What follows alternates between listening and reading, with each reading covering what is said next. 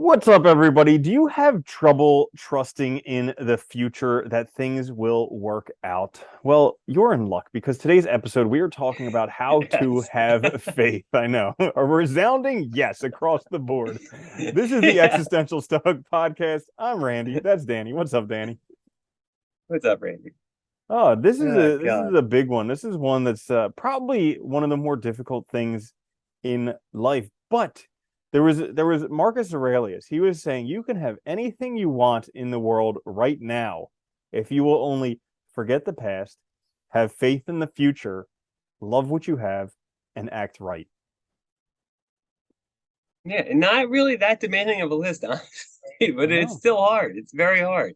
It's like a few things, right? Hmm. And you know what's funny I find about faith is like I'm sure we mentioned this before, but like it's one of those things where like it's so easy to have like positivity, faith in the future and stuff when things are going well.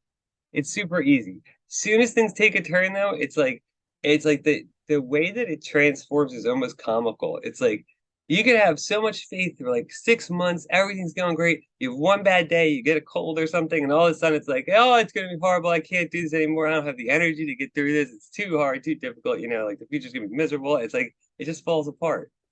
What Yeah. happens? And you know what's crazy is that it's the same exact thing because whether we believe the future is going to be good or it's bad, we're still believing something that's imaginary. Yeah, Like yeah, yeah, exactly. but like it's like who designed this brain, this species, this mechanism that we have that's just so much easier to just think about the bad things that'll happen. It'll never work out. Like I struggle with this on a regular I don't basis know. where it's like trying to have faith that my future is going to work out. Like every day I put in work to make sure that my future is better than my present. And yet still every day it's just like, oh, am I going to make it? I don't think I'm going to survive. Oh my goodness. Yeah. Yeah, it is funny. Like I literally I do the same thing. I do every day. I'm doing something to try and get towards a goal or do something. And it's like, yet it still is scary. Still stresses me out. I still have anxiety about it. And like it's funny. Like, I feel like it's gotten better with time a little bit. Like I don't have as many like full blown panic attacks about it. I think as you start to get things, that has been my experience. As I've gotten more things in order in my life and going in the direction I want, and there's more like authenticity in there. I think that has helped, but it hasn't like totally like you think it would solve the problem at one point, right? And you just would have faith. Because the other funny thing is like, yeah, it's like you said, I mean, neither of those is true. They're both imaginary. And the funny thing is like I've noticed like if you don't have faith that things will work out, they won't most of the time. Because it's like you essentially become like a self-fulfilling prophecy, right? Where your negativity just starts to and kind of churn up and it gets more and more negativity and that just kind of makes things you know however you're thinking about them, like the world will become that way. It'll become negative, right? It'll become against you. And I've seen so many people like that. It's miserable and it's like, well, I don't want to be like that. So need some kind of faith. Yeah. Yeah, it's hmm. Like there so Wim Hof, he's this guy who invented this breathing methodology and he did an interview with Tim Ferriss, and at the end of the interview, Tim Ferriss is like, if you have one thing that you want to leave everybody with, what would it be? And he said, have faith. Like out of everything that he could have said, you know, he said, Yeah, have faith. And I kind of look back at like my times in my past because really most things worked out pretty well. Like we're still yeah, here, we're still alive, yeah, still doing, but like most of the things that I was scared were going to turn out poorly, they still turned out pretty okay. So like, yeah. why would this time be any different? What's funny? I, just to give you like a very concrete example in that sense, like we both spent how many years in school? And I can say this knowing, I mean, I'm gonna guess you're still going through this on your side too, because I know you're back in school again for real, like back in regular school. How many years we each spent in school? Every semester would end, and I always had papers due. And every semester, I'd be like, I'm not gonna get them all done. There's no way I'm gonna get them all done. And I start to panic, and it's like, but yet I've proven that I could every time before, so why would that matter? I You know know? it's, dude, it's like every week because I do online classes, so they just give you a ton of stuff on Monday, and then you have to finish it by Sunday. And every week I'm like, there's no way I'm going to be able to do all of this, and then every week it's all done. Yeah, Yeah. And crazy. it's like I think that's part of it is maybe like it is like building that confidence that you can do it. But it's like even when you prove you've done it numerous times in the past, even the same basic thing, it's still that it's like that fear, and the fear is so quickly, just goes crazy. And you know what is funny? It's not like a helpful fear. It's not like God, no. having the fear that I'm not going to survive or I'm not going to make it is actually helpful to getting stuff done because it just causes stress. And then I'm distracted thinking about this like worst case scenario thing instead of like, because like when I actually do have faith, my mind is very calm and I'm just like, okay, we can just do this. But Yeah. when I'm stressed out, thinking about a billion things, it's never going to work and it just complicates stuff. You know what's funny? Fear is very helpful when you're like walking on a mountain, you see that it's icy, and you're like, I shouldn't step there because I might fall. Yeah. Like it's, but I think it's like I don't. It's like all of our other emotions. It's not very good at distinguishing like nuances and degrees of things. It's like kind of an all or nothing. It's like I'm gonna fall and die, so I shouldn't go, right? So you want to keep yourself away from that ledge. And it's like I think it's just like fear works that way. It's like a flight or fight response, right? It's like it just all of a sudden it's either turned on or is off. You feel secure and safe, or there's something you're scared of. And like, I don't know. I was thinking about this the other day because like, walking my dog and stuff. Like he'll jump when he sees like a paper bag on the ground blow in the wind or something, because like they're worried about stuff like that. They don't know what it is and it moves and it could be something in there, you don't know. So it's like you're getting prepared. And I feel like our fear is kind of like that. It's irrational usually. It kind of runs away. And when our imagination kicks in with it, it just goes like hog wild. Like, because it's so funny to think like, the other day I had the thought, I think I told you, I texted you, it was like, I've been sick, I'm getting over it. And like the one day I was really sick and I was like I was having these thoughts like, oh, I was tired, I didn't sleep well, and I was like, oh, I'll never be able to get all this stuff done I want to get done. I just don't have the energy to get through life. It's too hard. And then I was like, I'm just tired and sick. I need to take a nap. So I took a nap and I felt a little bit better, like, but it's like my imagination just ran with like the present feeling and then just carried it out to infinity. And like I acted as if my whole life was going to be like that. Obviously, it's not. Hmm. Yeah, but in that moment, it totally 100% feels like that. And Yeah, that's like, it's insane.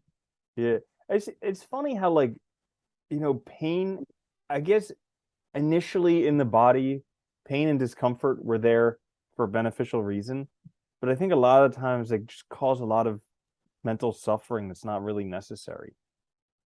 Yeah, yeah.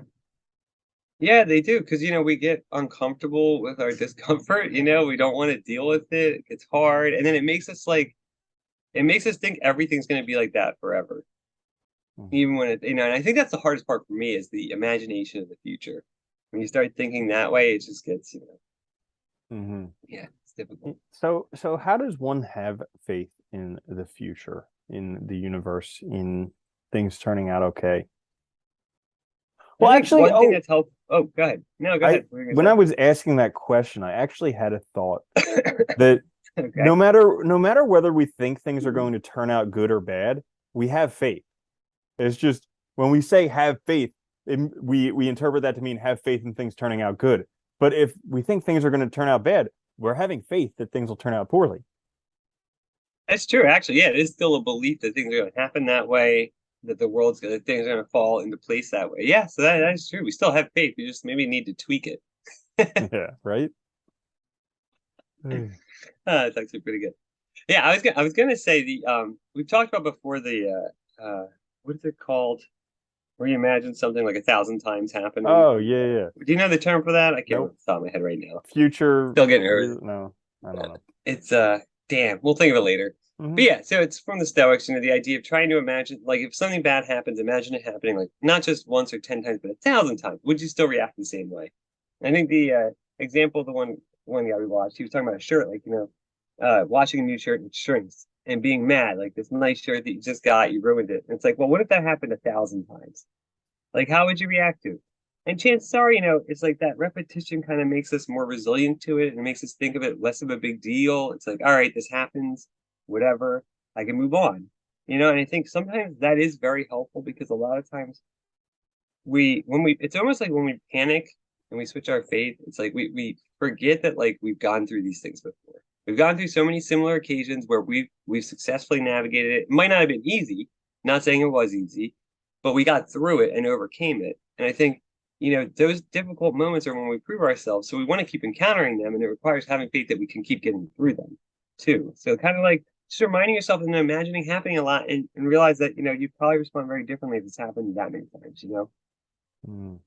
Yeah, that's a good point. Like it's so hard when I'm feeling really terrible to remind myself that I've gotten through it previously. Like I know that I do on an intellectual or rational level, but like it's always like, oh, but this feels so much worse. Ah, because you can't feel the pain from the previous one. No, it's funny too. It's like we were talking about that in a couple of videos prior, but like, dude, the intellectual side, I feel like grasps these things pretty easily. But like our emotions and stuff are so strong and powerful, and our feelings and like, our physical feelings and all, they have a way of occupying, I mean, at least especially for me, dude, they have a way of occupying my concentration so much greater than like reason. Like But I'll get caught up working and stuff sometimes, and it's great. But like if I focus in on like, oh my God, my emotions or like discomfort, it's like I can't stop sometimes. yeah, well, I think it's because they're like closer to the actual brainstem. Because the rational brain is like the neocortex, the big like ridge like thing on the outside. But the limbic brain and the reptilian brain, those are more of like associated with emotions and pain. And those are right next to the actual Huh. brainstem. So they like your rational mind might be trying to get through, but it's got to go through all these other layers of like pain and all this stuff. That's a good point. Maybe it is that. Why do they call it the reptilian? Oh, because it's What is just that like even mean? instinctual. You know, there's no Oh, like thought. breathing and stuff they mean, like, Yeah, that kind of stuff. Like, yeah, oh, okay, okay. yeah. And like some like very, very basic like responses or reflexes. Like when you see a shadow Uh, just running and stuff like that. oh, Yeah. okay. Yeah, Yeah. yeah. Like flight or running Yeah. kind of stuff. And like, yeah. Oh, that's Hmm. interesting. Hmm. Huh. That is funny that it's built that way too, right? That it is. It's like a more abstracted layer you're dealing with in reason. It uses a lot of the brain, but then you have these like things that are more like impulse, safety, security type things that like are, well, it kind of makes sense though, right? Because you don't want to think about, like, if you're walking down the street and you see a shadow in an alley, it doesn't help to stop, look at it, analyze it. If it's Hmm. something bad, the bad thing's going to happen. You're better off running away first and laughing about it later Dude, than you are standing there. you want to know how well that those like instincts work? So the other day I was going for a walk and on the side of the street there was a dead snake, but like I just caught it out of the corner of my eye and before I even knew it I jumped. Like I didn't even look at it Yeah. directly. I just caught it out of the corner of my eye and like jumped. And then afterwards I was like, "Oh my gosh, that reflex like works. That is Yeah. in there." Dude, it always amazes me when it's like, especially when it's like peripheral vision, like stuff you normally like, because most of us don't train a peripheral vision. Like, it blows my mind how good it is when it works like that. Like, it's crazy. Yeah. But maybe that's it. Maybe that's our problem is like, from like a survival perspective, you want it to be first. You want that to be the first thing in order because yeah, you might feel silly afterwards, but you jumped. It was a dead snake, but if it was a live snake, you're better off getting further away when you don't know what kind of snake it is, right? Hmm. So like from that standpoint, it makes total sense. But the problem is that we haven't like, the world's developed so fast, so rapidly that we haven't like been able to like work this out to where like me realizing that, these are just papers I have to do or something, or it's just work I got to do. Like it's okay. Instead, I'm treating it like the snake and I'm jumping when I should stop and consider the situation more. And it's so crazy because that's like not a trained response at all. Like, never in my life Yeah. was I like, oh, snake, better jump. But it's like you got to think back in our evolution or development. Like, snakes must have been so bad that like we needed to. The only people who survived to procreate were the ones who had the gene To that jumped jump. out of the way when a snake comes. Yeah, it's funny.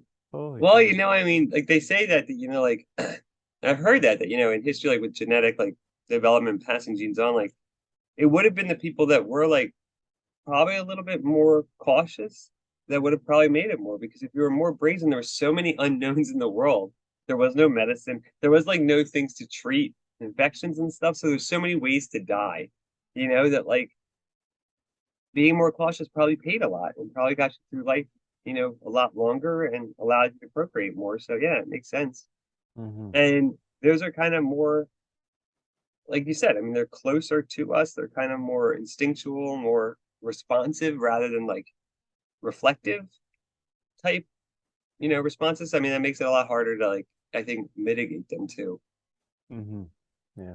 We don't live in that world anymore. See, that's the funny part. We don't live in that world of danger at every corner, you Not even know? close. And like, and I always wondered that too, because it's like I understand like if you grew up somewhere where there's like lots of high stressors, like it doesn't have it could be anywhere. Like even if you have like, I don't know, violence in your family or something like that, where like you have high stress all the time, I could see being like those things being amped up because your survival is amped up, right? But like most people, I don't think are in that situation anymore, where it's like that type of survivalism is necessary, or that sort of flight or fight's always necessary to turn on to the max. Yeah, our senses are deadened nowadays.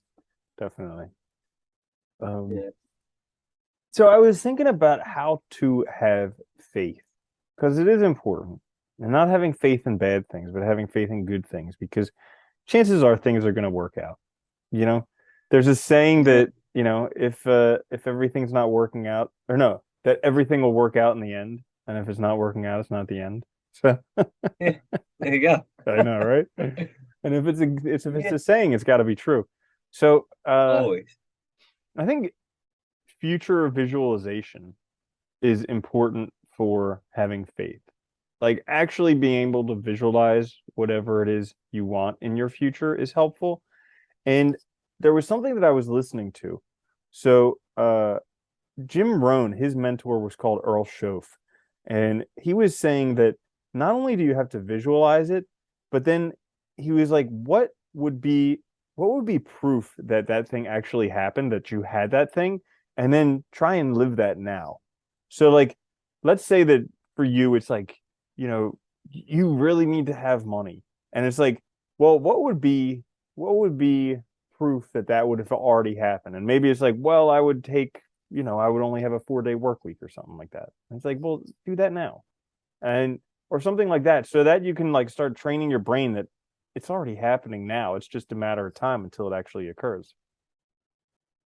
Yeah, it's like not only visualizing those goals in that future really carefully, but actually taking the steps now to make it a reality, which is, just part of the process, right?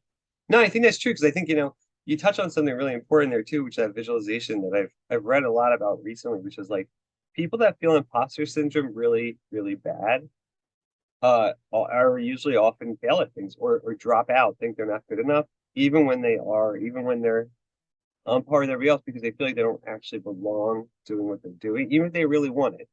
And so visualization is a really important tool to start imagining yourself as deserving it, belonging, and having it, right? So that's just a matter of time. It's not a matter of if it's going to happen, it's just a matter of when, the time to get there, to build up those skills that you need to do the things you have to do to get there. That's it.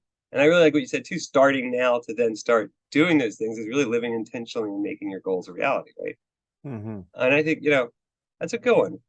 It's funny when when you first mentioned this topic, the first thing I thought of too is that Soren Kierkegaard, he talked about faith as being like it's a subjective truth. Like it's something that's true for me.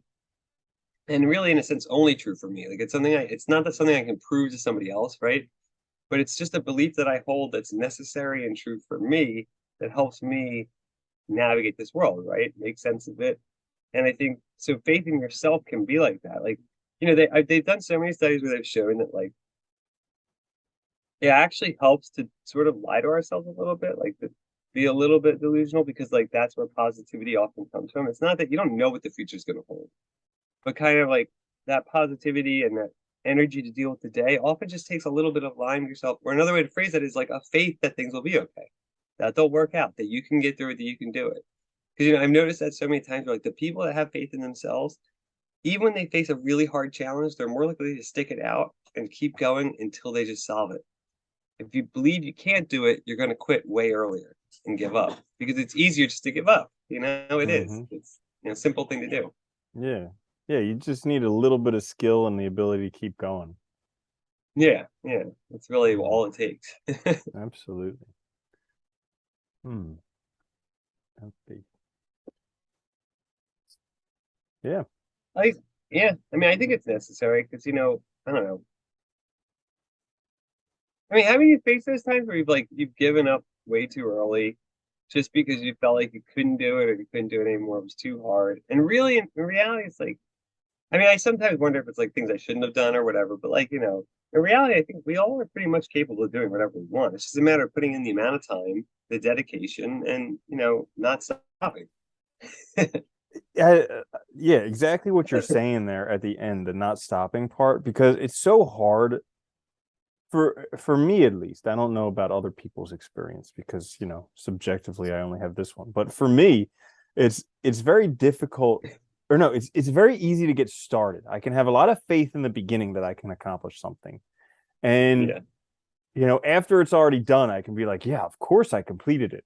But it's like in the middle when you're stuck in the routine, in the grind, in like whatever it is, where every day you're just doing a little bit and a little bit and a little bit. And it's almost like it's even if you're keeping track of like your progress, it can still be so hard to actually see it in completion. That's where I struggle with the having faith when it's easy to give up. Yeah, I think, the beginning's always fun and exciting. It's new. And it's the middle part where like you're putting in that real time to develop the real skills that you see the smallest amounts of gain. It's like when you're exercising, you hit those plateaus. Those are the hardest points because you got to work so much harder to surpass them. And I feel like the middle's like that in everything. The middle is often the point when you realize how little you know. Because in the beginning, it feels fun. You're like, I've learned all these stupid things about something. And in reality, you've learned the very like superficial layer, the surface. And that's a layer that's very apparent, very easy to grasp. But as you start to dig deeper, you start to get into the real problems. That's where, like, it takes more time, takes more effort. And so the progress slows down. And I think, I think we all experience that. I've experienced that tons of times. I think programming is such a good example of that too, because you start out, it's like the beginning's usually pretty familiar. It's easy. It's like a lot of like just definitions and simple stuff. But then once you really get into it, it's like you do so many cool things, but it gets more complicated. And so the progression slows down a bit and it gets harder to make those really monumental leaps forward that you can really see the change. So I think you're right. You're living in that moment. You're not seeing the change happen from the outside as easily. Whereas when you look back, it always feels like you see the whole thing happen in a shorter amount. So it's like, oh yeah, yeah, I did change a lot. I did all this stuff. But in the moment, it's like it feels like nothing's going forward, right? Mm-hmm. You're just pushing that boulder up the mountain over and over again. Mm-hmm. And unfortunately, that's the only way that big stuff is built, by doing it like brick by brick. But in life, the examples that we get, we always see the finished house and we assume it was just done like that. You know? Yeah. So it's kind Yeah. of difficult. The older I've gotten, the more I've realized that we are vastly underprepared. And I don't know what it is. I don't know what it is about. Like, I don't know what it is about society, about culture, about anything. Like, and it's funny that people seem to want, like, if they went through school, they want things done the same way as when they were there, instead of like realizing that maybe changes to be better. Like, it just cracks me up. But like, we're not. We don't really get informed on how to respond to these sorts of things. How to deal with like anxiety, stress, how to deal with overcoming obstacles, how to deal with overcoming difficulties, how to pursue goals, how to even formalize our goals. Like we're not really taught all these things that would really help us later on. And so sometimes I think it feels very difficult because we're also trying to learn all these things that we should theoretically have had a grasp on earlier, maybe, or would at least helped if we did earlier. Does that make sense? Yeah, definitely. Like, I mean, we're very aversive to change because a lot of time, like, I mean, whenever I think of change, I always think of these things that were comfortable that became uncomfortable. I don't oftentimes think about how that discomfort caused me to grow, which then resulted in better things from it. I just think of the immediate Yeah. discomfort, but it's true that like I mean, these things can cause nobody wants to change, but like it's one of those things that's necessary. It's gonna happen and it's necessary, like you can't stop Yeah, that's the it. thing. It's going to happen whether you want to or not. Yeah. I maybe that's a way to think about it. It's like faith is playing like an active role in your change rather than taking a passive role in like your change is you're gonna change. Time's gonna change. The world around you is gonna change, and you can either be an active participant in it or you can be like sort of a bystander. I think if you're an active participant, you're much likelier to have a better life. How many, I mean, I've heard so many like entrepreneurs or people have been successful say the same thing, which is like, you only fail once you give up. Like, really failing in and of itself is not a problem. It's a learning experience. The only time you really fail is when you quit. As long as you keep trying, you still could be successful. It's just, you just need one more time, right? And I think you Hmm. always say, like, it was the McDonald's founder who was like, just this once, let it Yeah, work. right. Like, like he's tried so many times. Like, Hmm. yeah, I think that takes faith in yourself. Though. And sometimes has to be kind of blind in a certain sense because you just have to keep going. Hmm. Yeah, you never know. So it's kind of possibly like having faith is just believing that whatever circumstances you're up against right now are actually working for you as opposed to working against you. Yeah, it's a good way to look at it too. Or that that no matter what it is anyway, you can get through it. That you possess the resilience and the strength and the ability to overcome it, even if it means detouring sometimes, like having to learn something new, having to, maybe change your plans a little bit because the way you were going about it was maybe incorrect or something. But there's a way forward. It's just you got to find that path that you can then walk it again. Mm, yeah. Yeah. So I guess just, have faith. That's all. Believe in yourself. Come on, it's not that hard. Yeah. It's so difficult. Cool. Well, anything else you want to add to this one? Uh, I guess just remind yourself how many times you've gotten through things already before. You can do it again, and if you don't give up, you will get there eventually. It might not be Mhm. easy, but you'll get there. Yeah. Yeah. It's like don't let what you haven't got stop you.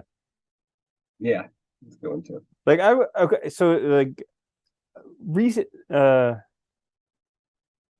all the time I suffer with this I'm not going to survive mentality. Like Oh I God, yeah, look back and it's almost my whole entire life I've thought like I'm not going to make it. And this is going on 40 years now. I've been thinking I'm not going to make it. And yet I still keep making it. And it's like when I took some time to reflect on it, I was like, well, I've always thought this. And right now, I have more skills than I've ever had, more connections than I've ever had, more money than I've ever had. Like all these different things that now are more than I've ever had, like resources. Like my resourcefulness now is way more than anything that I've ever had in my yeah, previous life. So if I've ever survived anything in the past, it's only proof that I'm going to survive that much easier now. yeah. You have all this extra stuff that you didn't have before, right? So it's like, and it's like it's true though. I think that's a good point. Like if you just look at it in terms of time, you're older, so you have more skill sets, you have more abilities, you have more, hopefully more money, a better position and all. So yeah, if you could have survived it in the past, you can definitely do it. There's no reason why you can't. And that's a very important thing to think about. That's a good point. Hmm. It's funny how that slips our mind though immediately, really in the moment, right? Out the window every day, every day out the window. Well, Yeah. I think that's the other thing too is people forget too is it's just like I don't think there is a perfect solution. I think it's just having faith in yourself is like everything else. It takes constant reinforcement, constantly reminding yourself, and a lot of times it takes laughing at yourself when you screw up because it's bound to happen again, like it does every time. Yeah, and not beating yourself up too much. Yeah, Like I'm guilty of this, like, geez, just taking it out on myself every time I mess up. Or even if I don't do like my expectation of what my normal should be is perfect. Like yeah, anything short yeah. of perfect, and I'm like, what the heck? Why am I failing? Yeah. It's funny. I was thinking about that the other day because I feel like I've struggled with the same thing, and I do wonder if part of that is from like the empty, vague notion of expectations placed on you in your youth that are like ill-defined and like sky's the limit type nonsense, right? That like sets you up for this belief that things should always be like this really extreme good, which is like, unrealistic and crazy. Dude, I last week I like recognized that I'm still trying to impress my grandfather, who's been dead for over like 10 years now. Like I'm still Yeah, I don't think trying he's right to. about it. Yeah, yeah, I don't think he's worried about it either. But like I had this realization. I'm like, why am I still trying to impress him? He doesn't care. He's gone. Yeah. Yeah, yeah. So You know, sometimes I think we're trying